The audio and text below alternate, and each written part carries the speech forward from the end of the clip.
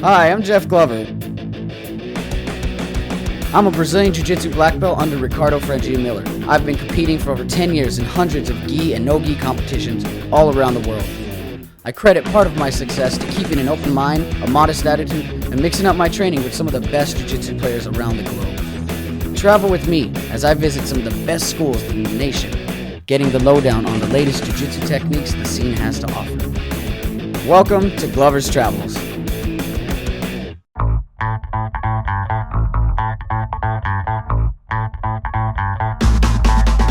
Hey guys, episode 1 here at our own gym, Newbury Park Athletic Club. Let's go inside, check the gym out. Absolute Brazilian Jiu Jitsu.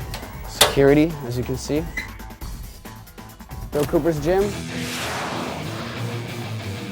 In the gym, we got all ranges, starting from 16, 17-year-olds to 40, 50-year-olds. Everyone's not here to try to prove a point. This is their laboratory. This is where they can go or move. If something hurts, tap quickly. You know, don't try to fight it here. That's why I'm very key on telling my students is safety first.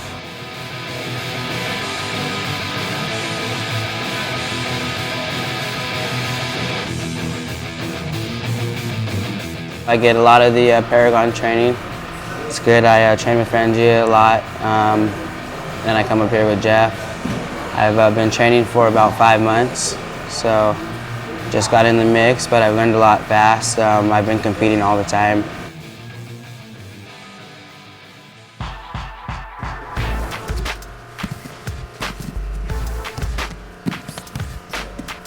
Be careful, don't let me hook yourself. But I noticed speaking to your students too, making them go and believe in it, opening them their game while they're rolling. You can actually see it from the standpoint from back, actually watching my students. I could kind of see, the still, it's like stagnant. And when you talk to them, they can hear you in the background, then you start seeing action. You're like, come on guys, let's go, work the pass, believe in it, think about it, do it. And then you start seeing movement and you actually start seeing progress. I line them against the wall and I'll choose out a few groups that have good bottom games. And I'll have the guys in the back that line up against the wall to go ahead and choose their opponent. There'll be stations and we'll do pass guard, for example.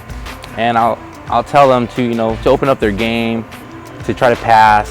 The main key for the guy on bottom is to sweep and submit, right? And the guy on top is to pass or get a dominant position.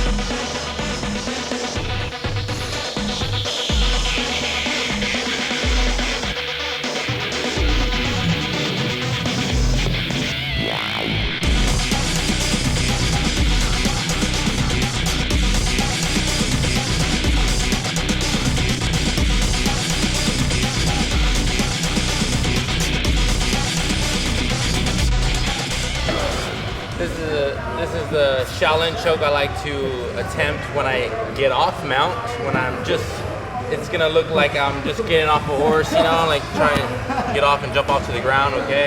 Or just like if you're on a stool and you just, you know, gotta leap over a fence or something. Okay, so one thing I like to always do is put pressure on my opponent, make it a little miserable for him, okay? Because what he wants is actually trying to create space. That's what I'm gonna give him, surprisingly, okay? So when I'm here smothering him, I'm gonna surprisingly just give him space all of a sudden. Now I'm gonna get off.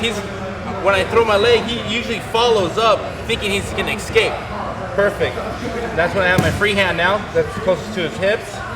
Slide underneath his armpit and to the back, to the bottom of his carotid artery here. My thumb right here. Now, perfect. Now I'm gonna use my chest and my free hand to stuff the arm. If necessary, lift the head up as well. Okay? Now I cup it. Now it's a nice little snug here. Now my other hand just comes around and locks the RNC. A real basic choke everyone knows in Jiu Jitsu should get by now. RNC, right? Same thing, RNC. Okay?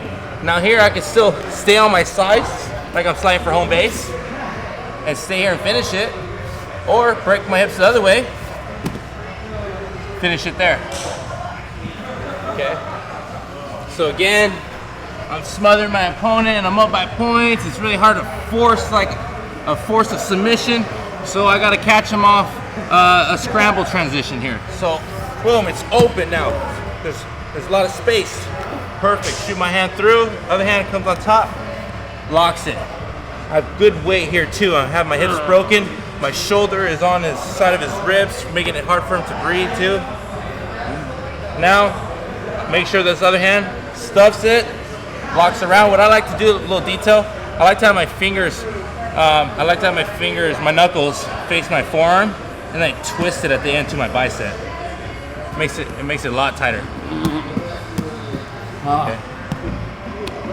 And there you go. Thank you, Budo Video, to make it happen. Open your doors. Making it happen like this double leg. Whoa! Like that. You just gotta make it happen. No. Ah!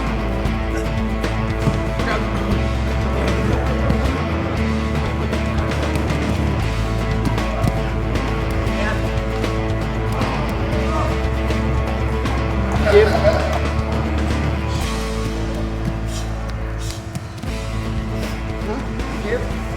Yes. Wait. One more time.